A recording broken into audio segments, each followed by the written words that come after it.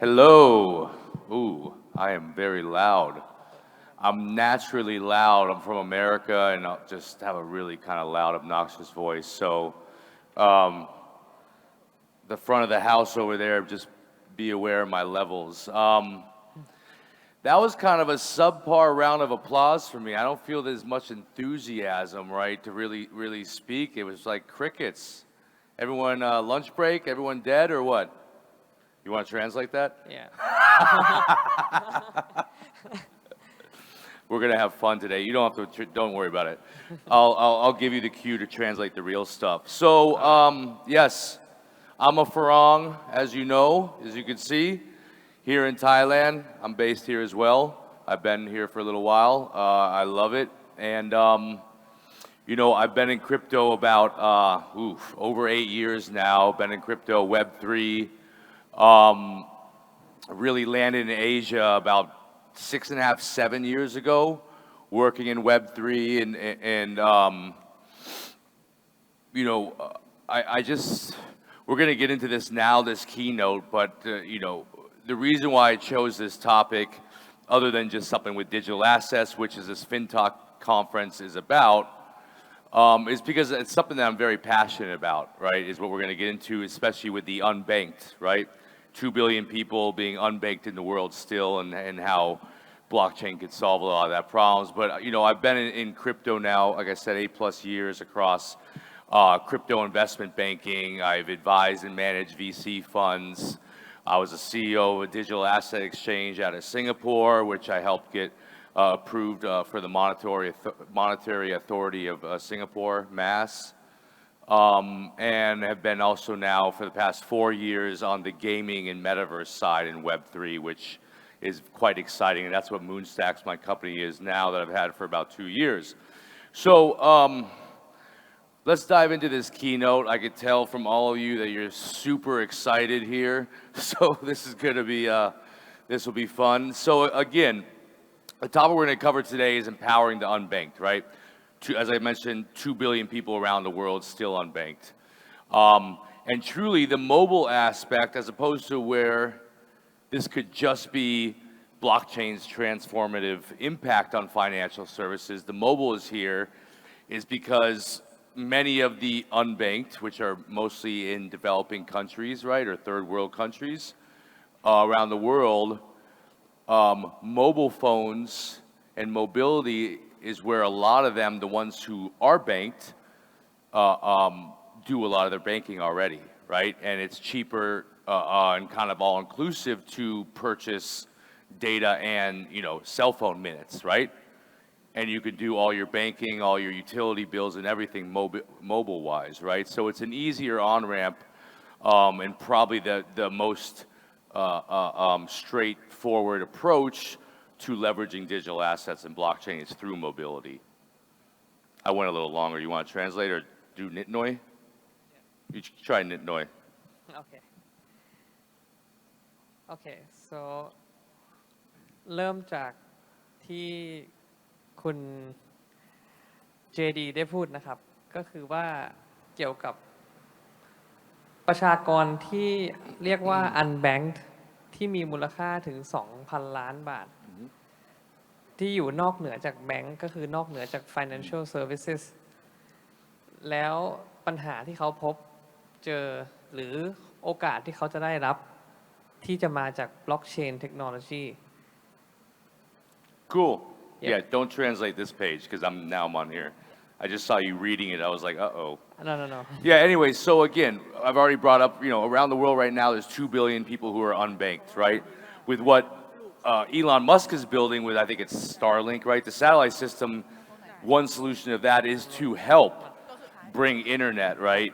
Wi-Fi and everything to impoverished countries around the world, et cetera, right? So that's how this kind of ties in. But there are challenges, right?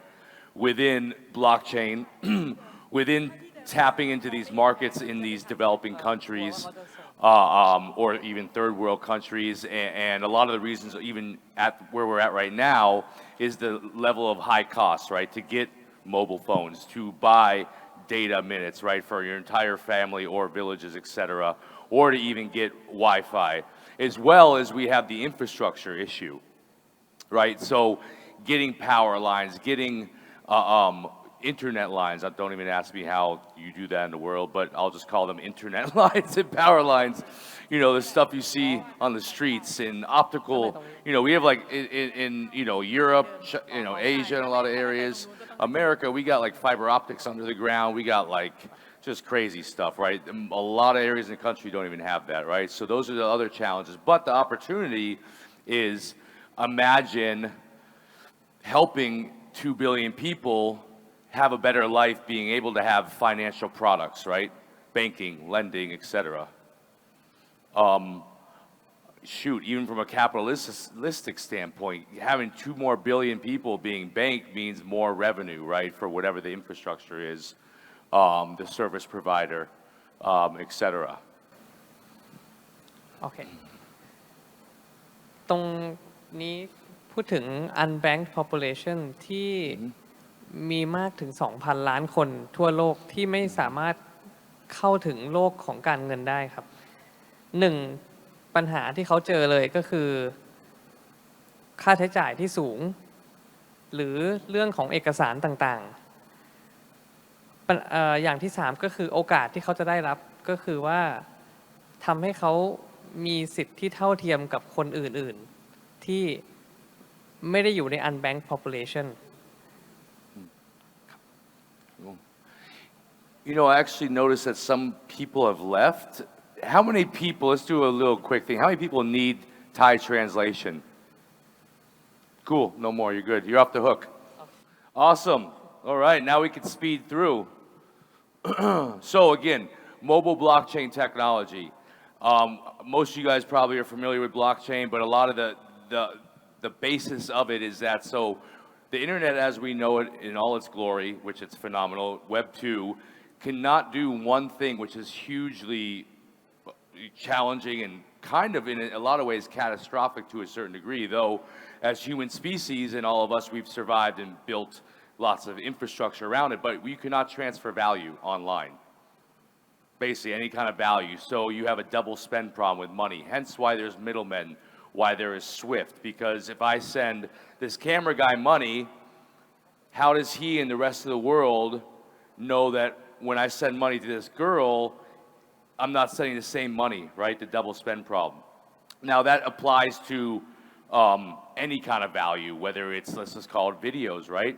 Or when you knew, excuse me, all the piracy with MP3s. No one really has MP3s anymore, it's all streaming, but MP3s back in the day, all those copies of all those files, right? You cannot transfer value securely. So here comes blockchain technology, which allows finally to transfer value securely. Also immutability, meaning that data records that are on chain cannot be changed.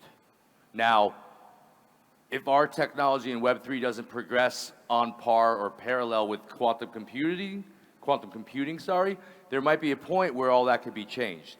But we're hoping that the advancements, you know, as quantum computing advances, maybe that'll help us build even more secure. But as of right now, you cannot change any data on chain. That's because of the decentralization of that data, which means through that network on chain, it's decentralized across thousands, maybe millions of computers, that data, those transactions, etc. Now, the benefits of blockchain for digital assets and payments are things like lower costs, if not almost free, right? On a lot of the L2s like Binance or Polygon. You have more security, as we know, right? There's no human intervention needed with blockchain payments. So we have something called a smart contract, which is a trustless system within blockchain. You don't need my approval. When you're sending me money, you don't need my trust or anything. It's in the code. And there's many other great, solutions for it. Payments, as we know, Ripple is one of the biggest ones that's actually integrated with the big banks in Japan, America, etc. But there already has been mobile blockchain case studies around the world in different regions. And we're moving slow, but we're at least steadily moving, right? But some of the current barriers that we face are obviously the infrastructure, which we talked about, and the lack of internet, which hopefully in some of the more economic impoverished countries that can't build, don't have the money to build the infrastructure to get to these regions with the unbanked people and people without Wi-Fi or any of that kind of infrastructure, then maybe the Starlink, Elon Musk satellites, right, is one of the fastest way that will help these parts of the world and these people, right? Those are some of the challenges and kind of restrictions that we're up against right now. There's also regulatory friction and restrictions as well. So obviously we know with crypto, regulators, and which is true and needed, but regulators in a lot of ways are very concerned about crypto in certain ways. You obviously, if I can be a realist, you have a lot of lobbying going on, right, from banks. Basically money is power, as we know, right? So if you start disrupting the entire financial currency of every major country, and banks aren't needed, regulators aren't needed, middlemen, SWIFT, right? Multi-billion-dollar corporations that control multi-trillion dollars of assets and financial, if those are all being threatened right now, of course we're going to have some friction, right? So we have technological advances, we have regulatory, we have, let's say, competitive type of challenges, right? Because of, the money and the power, what I just said, right? But we are making progress. Will it be perfect, this end goal down the road? Will the independent crypto people like me and maybe you and this and that, will we rule the world in our beautiful utopian thing? Probably not. But let's just hope that it's some version of this that will be better than what we have today. The government will have maybe less control, right, over the money. We will have cheaper transactions or almost free transactions. We will have the unbanked with financial products that are tokenized through blockchain, right? Again, I kind of touched on the regulatory and policy stuff, but again, as we move into this purely digital mobile-based payments, mobile-based banking products, and a lot of them without middlemen, human intervention through the blockchain, right?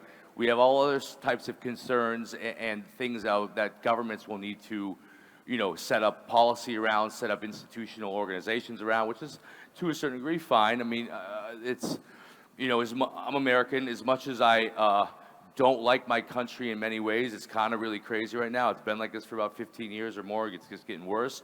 There are many things I really do like about America, and a lot of it's the infrastructure, the policies, and the attention to detail through organizational structures that are set up around different things in society, right? And that's one thing I really still like and sometimes miss. And again, a lot of countries, not America, they're still behind in a lot of crypto stuff, as we know, but Singapore, Switzerland, a bunch, Gibraltar, Estonia, though I think Estonia just cracked down after maybe the Terra, but we've had some companies make forward progress. Even Thailand here was making, forward progress. Some of the privacy and ethical concerns come around is obviously with more digital mobile banking, you might have more susceptibility to phishing scams, and as what we've seen in crypto right now,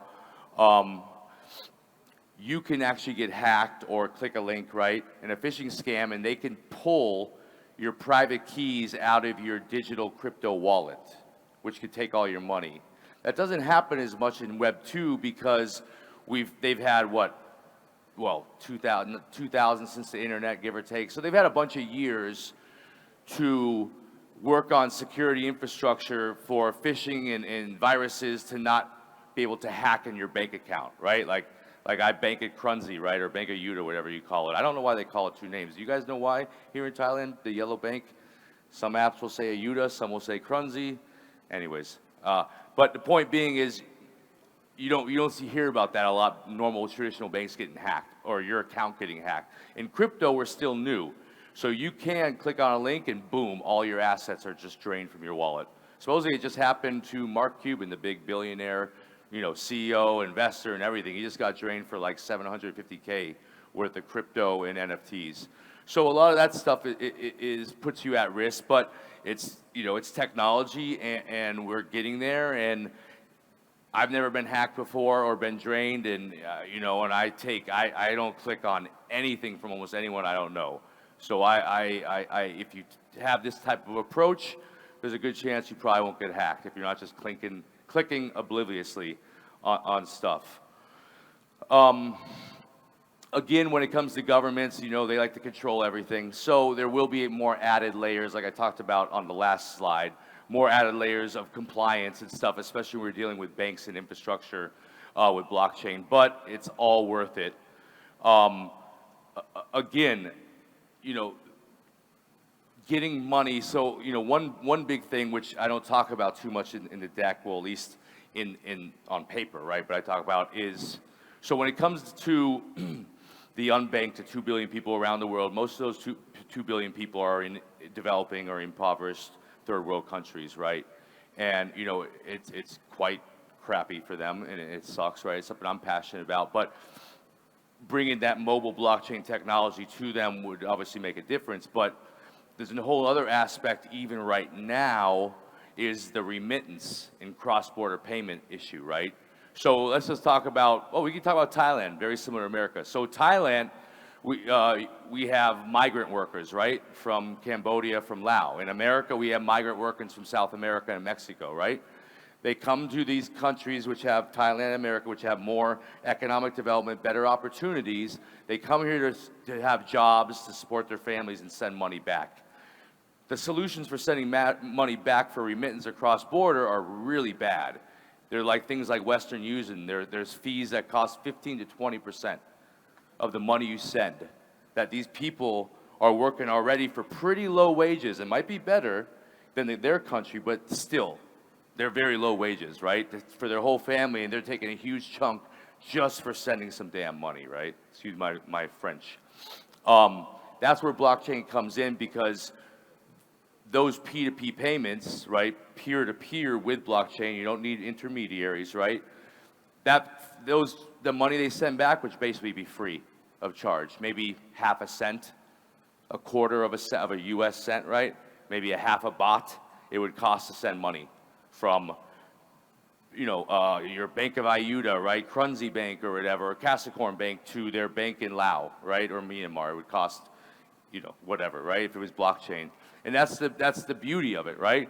This is also why, if you guys haven't heard, but you probably have, it was big news about a year and a half ago, JP Morgan created their own token. Why? Because they could save money on trillions of dollars they do a lot of cross-border and institutional, I forgot what it was, but it's a lot of their international stuff, not like investment banking in the U.S., but it was all this international securities and money stuff with their primary markets, like basically trillions of dollars a year they're transferring, right, using, guess what, SWIFT. Do you know how much money that is, and all in the time and the delays? They created their own token so they could start trial and erroring this thing out. They've been doing it now successfully for a year, and I think they just launched another token for another network of their JP coin and their JP network for that same principle of what we're just talking about right now. Bear in mind, this is when Jamie Dimon, the CEO of JP Morgan, basically talked the biggest bad words and stuff about Bitcoin for years and blockchain, and then all of a sudden, out of literally nowhere, a big press release, they launched their own token. So it's not really conspiracy theories when you see actions like that the government wants to control, and they're going to do whatever they can to make sure they maintain control. They'll still benefit from the technology, but they need to control their market, right? And control what's going on. So I'm down to a minute left. I barely even got to this page, I guess. I kind of just spaced out. Well, that's okay. The last page, you're not really missing much. So, do you have any questions or anything? And if you need to ask in Thai, we have translators. Okay, no questions. Well, thank you very much for having me. I'll see you next time.